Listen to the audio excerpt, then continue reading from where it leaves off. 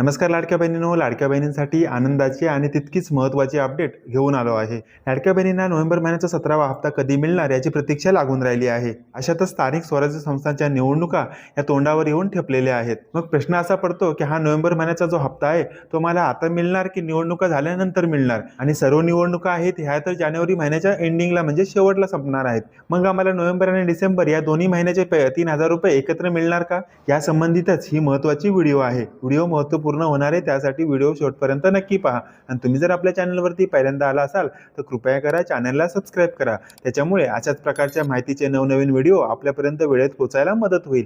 चला तर मग व्हिडिओला सुरुवात करूया।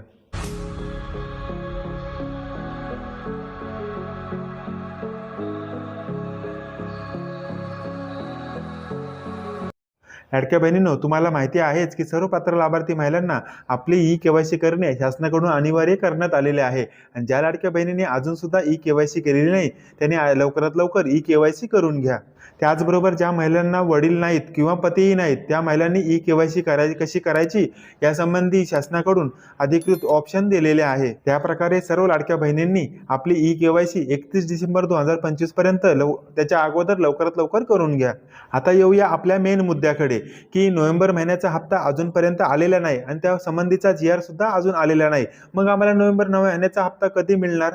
त्यामध्ये स्थानिक स्वराज्य संस्थांच्या निवडणुका सुद्धा आलेल्या आहेत आणि या निवडणुकांमुळे आमचा हप्ता पुढे जाणार का? तर लाडक्या बहिणींनो, नोव्हेंबर महिन्याचा जो 17वा हप्ता आहे तो वितरण होण्यावरती स्थानिक स्वराज्य संस्थांच्या निवडणुका आहे त्याचा काही परिणाम होणार नाही। नेहमीप्रमाणेच तुमचा नोव्हेंबर महिन्याचा हप्ता आहे तो डिसेंबर महिन्याच्या पहिल्या किंवा दुसऱ्या आठवड्यामध्ये येऊ शकतो।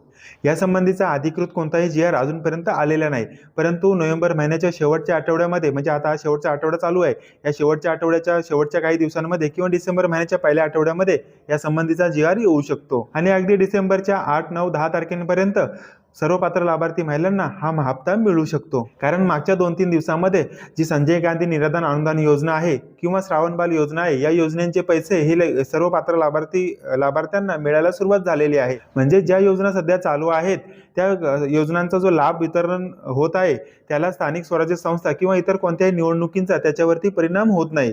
त्यामुळे तुमचा जो नोव्हेंबर महिन्याचा 17वा हप्ता आहे तो येत्या पुढील दिवसांमध्ये म्हणजेच डिसेंबर महिन्याच्या पहिल्या दुसऱ्या आठवड्यामध्ये सर्व पात्र लाभार्थी महिलांना मिळू शकतो। जर तुमचा नोव्हेंबर महिन्याचा हप्ता हा निवडणुकांमुळे जर पुढे ढकलला गेला असता तर कदाचित तुम्हाला नोव्हेंबर आणि डिसेंबर या दोन्ही महिन्यांचे पैसे एकत्र आले असते। परंतु संजय गांधी योजनेचे पैसे मागच्या 2-3 दिवसापासून यायला सुरुवात झाली, याचाच अर्थ असा आहे की लाडक्या बहिणींचे पैसे सुद्धा पुढील काही दिवसांमध्ये येऊ शकतात।